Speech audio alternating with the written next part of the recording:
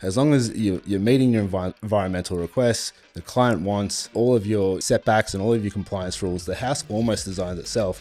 It's only fair to draw that framing or to do those extra fun little details after everything's been achieved at your design stage. G'day guys, welcome to the MTDC Lounge. This is a podcast that breaks down everything you need to know about designing and building your ultimate home and what to expect. Whether you're a DIY renovator, a budding developer, or everything in between, we'll dive into the building journey, touching on what to expect, what's next, and how to go about it. We'll hear from a heap of experienced consultants and trades about all aspects. So let's get stuck in.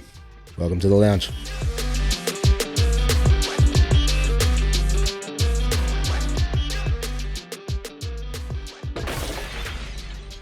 G'day guys, and welcome to another episode of the MTDC Lounge. You're here with your host Matt, and I've got Mitch here on the table again. G'day mate, how are you? Yeah, good. How you going? Mate, thanks for coming out again today. I thought I'd get you out because you and I have had some awesome conversations over the last couple of weeks, particularly about all the nonsense that are going on in the industry. It's some pretty hot topics lately. So, oh mate, it's last week's ep was pretty red hot, and it was crazy to see. And even the week before that, the guy with the granny flat in the garage, it raised questions, it raised alarm bells for a lot of clients. There's people who are watching this who is really starting to hit home with.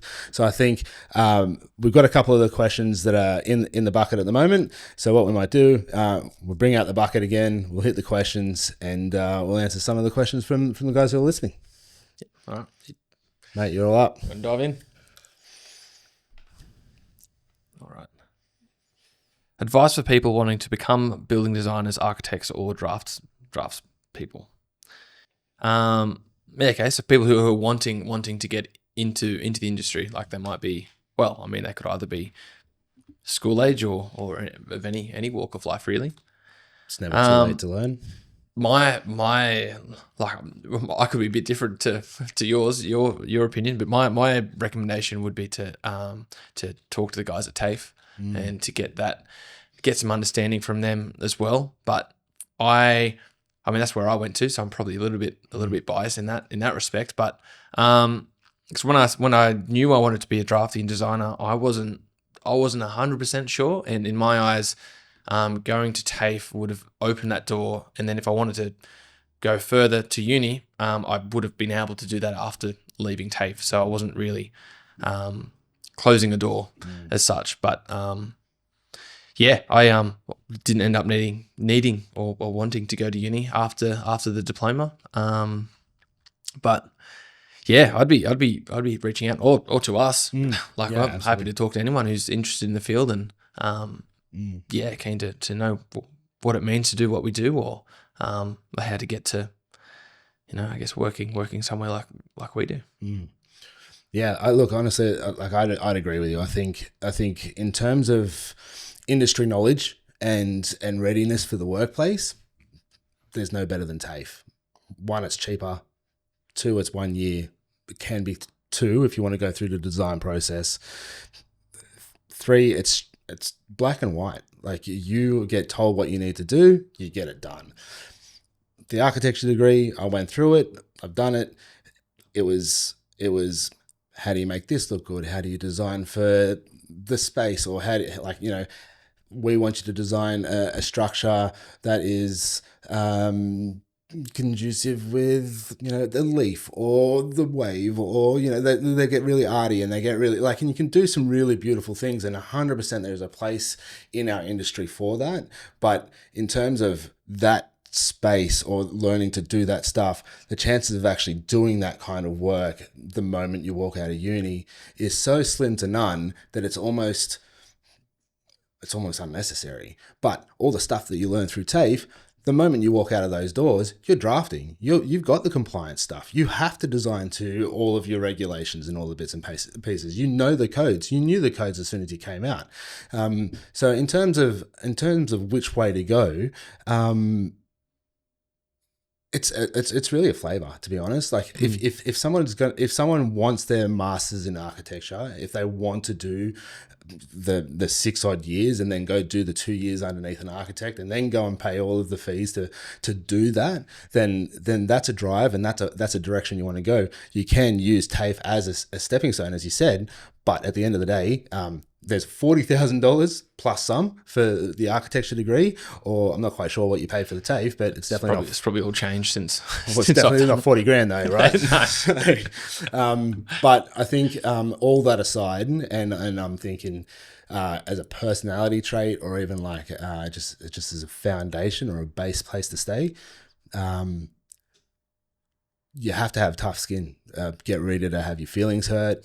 You're not always right. You can't be set in your ways, and you have to be malleable. Like customers are always right sometimes, and then when you try and design for what the client wants, it's one of those things that, all right, we'll go on this journey with you. We'll design with you to show you why that's not going to work, and then we go back to the original design. So yeah, it's thick skin definitely, but first find out exactly how you want to navigate the world of design. I'll probably only add to that too. Having good problem solving skills, I think, because that's how I tackle most designs. It's a problem. It's a bit of a puzzle sometimes. So being able to sort of critically think about where you are, where you want to get to, what will work, and then what the knock-on effect of the next thing and the next thing. So I don't know. I treat a lot of the designs as a puzzle, and you always have to be thinking 50 steps ahead too. Like you have to always be. This is the issue. What does this issue mean if we do that? It's definitely a domino thing. But yeah, it's a hard gig. But everybody says you got to be a good team player in every job. But really, being a team player in the design industry is incredibly important. I think I couldn't do this job by myself, and I'm super fortunate to have a bunch of excellent guys that work with us to bounce ideas off. And I mean, you and I have been working together for over 10 years, and it's like, we still bounce ideas off each other. You have a better renovation skill than I do, and then like it's just one of those things. Like we're always picking each other's brain, and then when we're sharing that information with the guys that are learning from us, they understand that we don't know everything, and because the changes are already always happening in the NCC or in the local councils. We are always learning, and we're always researching. It's always, it's never. You got to be adaptable. Yeah, absolutely. Yeah, right on. That was a good question.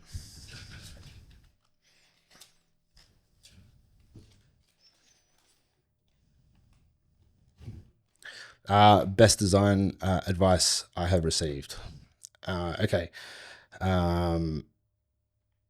Okay. So when I was on site. I never cared about the design. We had one way to do it, and we followed the plans. Being on the other side of the desk and doing the things that we're doing, it became very clear to me that once your structure is designed, or once the flow through the house has been nailed and it's appropriate, it's then what does the place look like? We've seen it time and time again with our younger guys who have just started with us. They chase a problem or they chase a look, and then they destroy the flow or the foundation of the structure.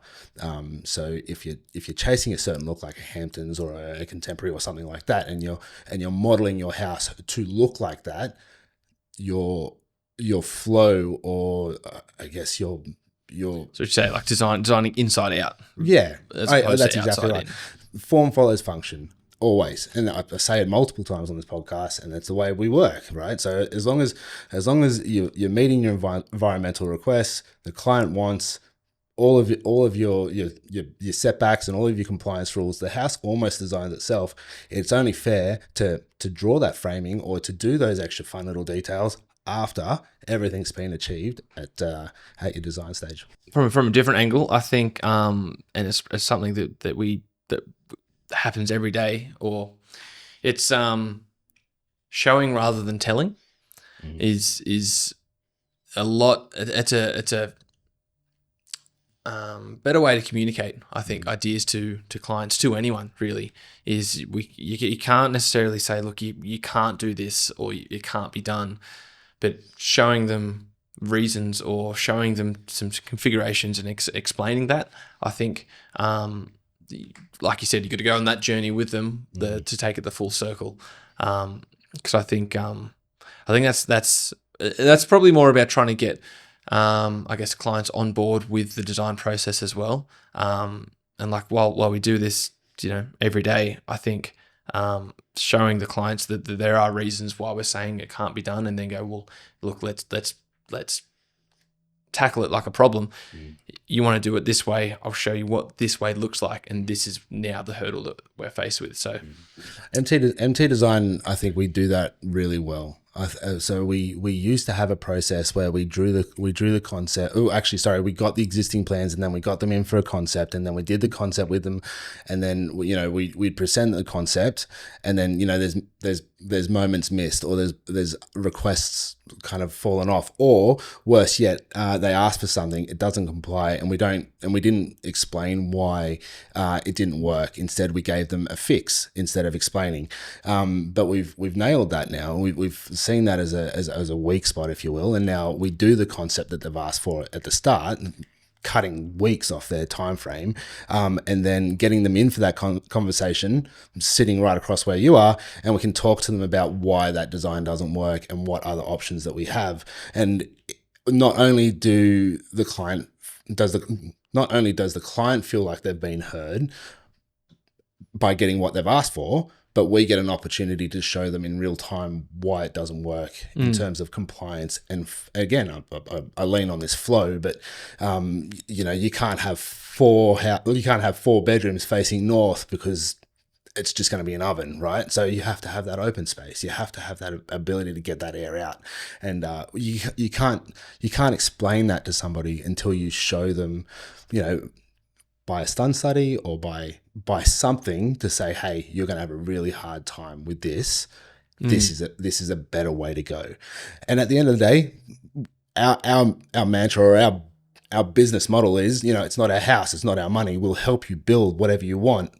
But the fact that we have this experience and we do this every day, we would be doing a horrible job if we don't explain to you why that's not a great idea.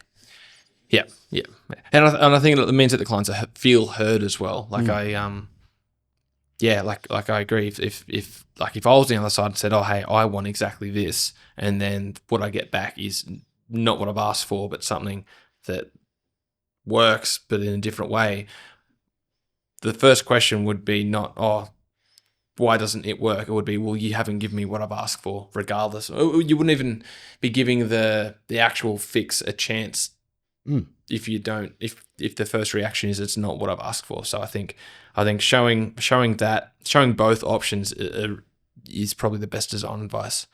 Yeah. I think.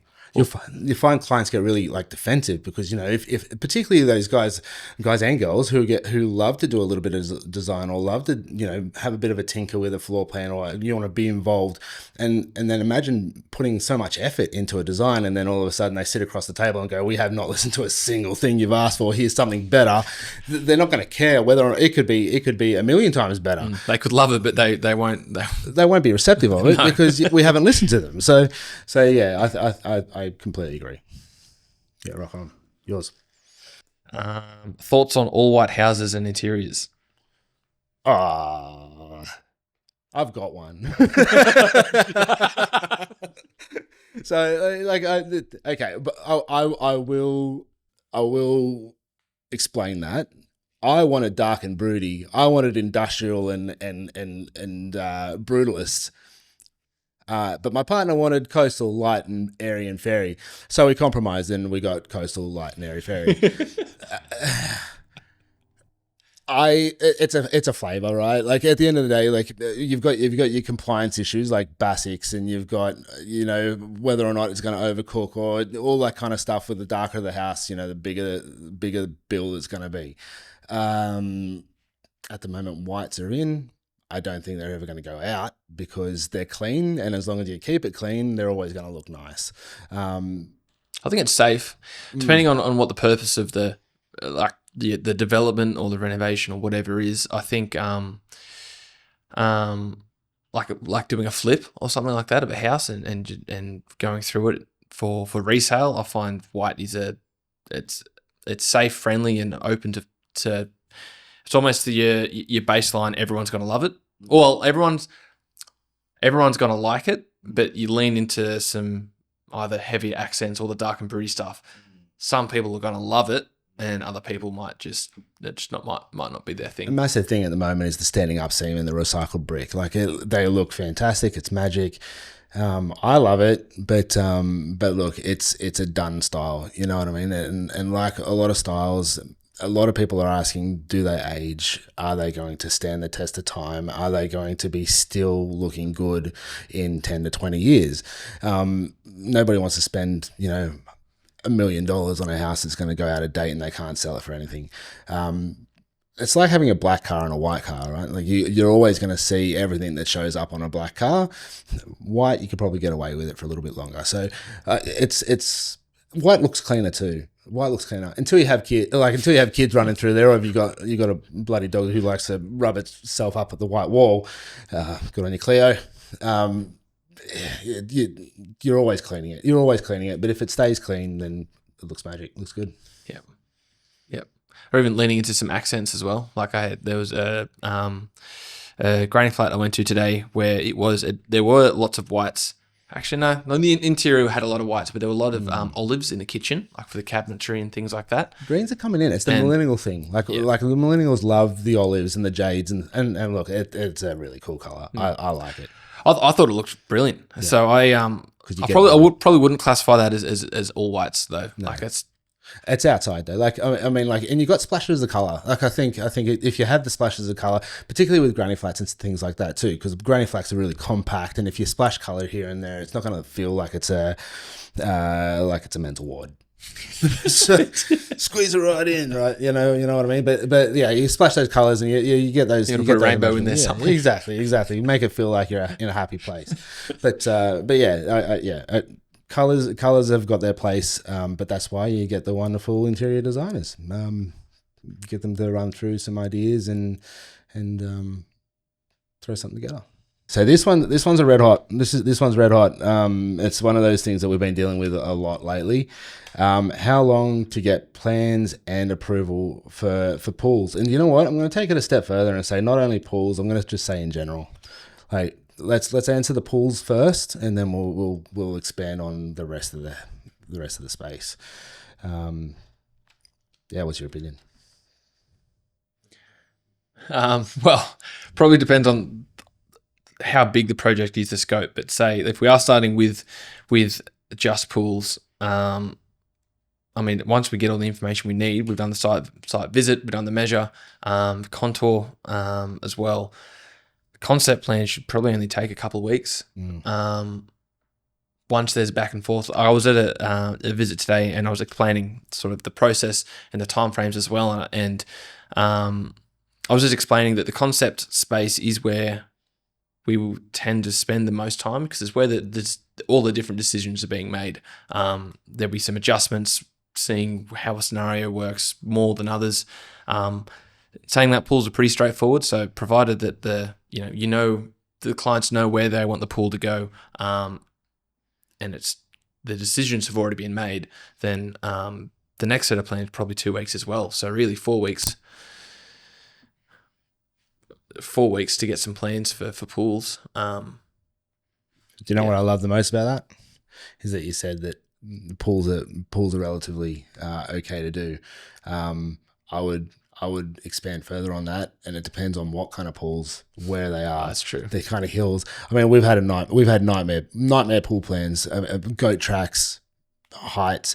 I think the problem is the unrealistic expectation, or actually the expectation that's been given to a client to say, hey, this is going to be a super easy turnover plan that you could essentially install this for nothing. You don't even have to go to council. The amount of times that we hear that is outrageous. Or better yet, if we get the clients who are like, why does this have to go to council? Why do I have to spend 15 grand on approvals and engineering and all this kind of stuff when the pool only cost me 10 grand? And that's the hardest explanation. It's like, hey, yes, it is a lot of money to do the applications, but It's there for, you're there to be approved, and it's there for the critical inspections, and it's there to cover you. And that's the hardest. Because a lot of people are like, well, for 15 grand, I'd rather run the risk. If I lose my pool, then I'll just go buy another one. Well, hang on a minute. It's not really the case. It's more not, to it than that. There's more time. Exactly right. And I think it's also important to note that it's not just the pool either. Like, I mean, we can punch out a pool. We could punch out a pool in 2 or 3 days. If it's just the pool. If it's just the pool, we're knocking that in. But nobody actually pays attention to what goes around the pool. You have to put the decks in. You have to put in, you have to pay attention to the fence heights. You have to pay attention to what's going on around it. You have to pay attention to the engineering. And then all of a sudden it's like, oh, the pool was only supposed to take, a couple of days. Well, hang on a minute. You've got a deck now that's sitting too high out of the ground, so it knocks you out of compliant development. We have to go to council now. Oh, you don't like that? Okay, we have to dig the pool down. Well, hang on a minute. I don't want to dig the pool because I don't want to move the soil. Okay, well, if you don't want to move the soil, then you can't go to CDC. And all these other levels of arguments happen. And then something that's as simple as a pool is not as simple as a pool anymore. Not to mention that if it's a pool installer, those pool installers won't do the deck around the pool anyway. And that's 2 applications because you've got to get the application for the pool and then you're doing the application for the deck. So that question isn't just a how long is this, because there are so many deviations in the application process that can go from, you want a pool, you want a hole in the ground and you want a shell in that, 3 days. But if you want a pool with a deck, with a cabana, with a pool house, no, it's not 3 days anymore. Yeah. Retaining walls. You're on a bit of a goat track. You're now looking at 6-month wait, and then that's why you want to get the applications for a pool, or you want to at least start having the pool conversation in March, April, in the colder months when you don't want the pool. And then I guess rolling on from that, it's the council application process. It's like, we've got to get the engineering. Engineers at the moment are taking a stupid amount of time, 18 weeks. Once you get the engineering, then you submit it to the council.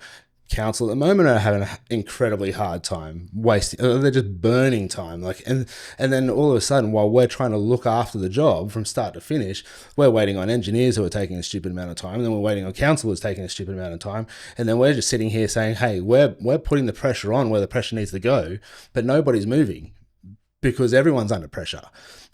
So how long does it take to do a pool application? How long's a piece of string? It should. If we're doing our portion of the job, so doing the plans, should only take about 2 to 3 weeks. At least, I would say 2 or 3 weeks at least to do a good set of plans that the council will accept. But then there's everybody else. Yeah. And then you throw in the extra bits. And then you throw in the extra bits, right? It's no longer just a pool. Yeah. It's because you're not allowed to have barbecue areas in the pool area anymore. You're allowed to have a cabana or a pool house in there, but you can't have anything in there to enjoy the pool house because you're taking away your attention away from the pool, or you're taking the attention away from whoever's in the pool. So while having a cabana or a pool house is nice, it's a shelter. Yeah. And then you add spas as well. And I'd argue spas are more complicated than pools. Oh my goodness. Like the common raised, sunken, whatever it is. Yeah. But the common pool fencing. Yeah, that's what I was about to say. The common misconception about the pools, anything higher than 2,000 liters, anything bigger than a bathtub needs a pool fence. Yeah. Try and explain that to somebody who's paying 6 to 8 grand for a spa that's 2,500 liters. What do you mean I have to go and spend now $10,000 on everything that goes around the pool because all I wanted was a spa? Yeah. Oh, sorry, mate. We don't make the rules. We just have to help you get through them. You know what I mean? All right, mate. That'll do it for the questions. I mean, we've got a whole jar here, guys. If you've got questions, if you've got some burning questions that you want an answer to, send them through. Mitch and I love to answer them, and I think getting that knowledge out to you guys and anybody who's listening, or even arming you guys with the information to go and tell your mates, even to help anybody that they're going to go and see, at least they'd be aware of all the dangers that they will face. It's not even a maybe. They will face these dangers if they are not aware. And it's the whole purpose of why we're here, to make sure that everybody is aware and is armed for the industry. And I implore you to absolutely send through some questions, and would love to answer. So if you haven't liked, if you haven't shared, and if you haven't subscribed, definitely do that. And I'll catch you on the next episode of The Lounge. See you then. Thanks for listening to this week's ep of The Lounge. To make sure you don't miss out on the next episode, hit subscribe. We'd love to get the message out to more homeowners like you. Make sure you leave a rating and a review, and we'll see you on the next ep.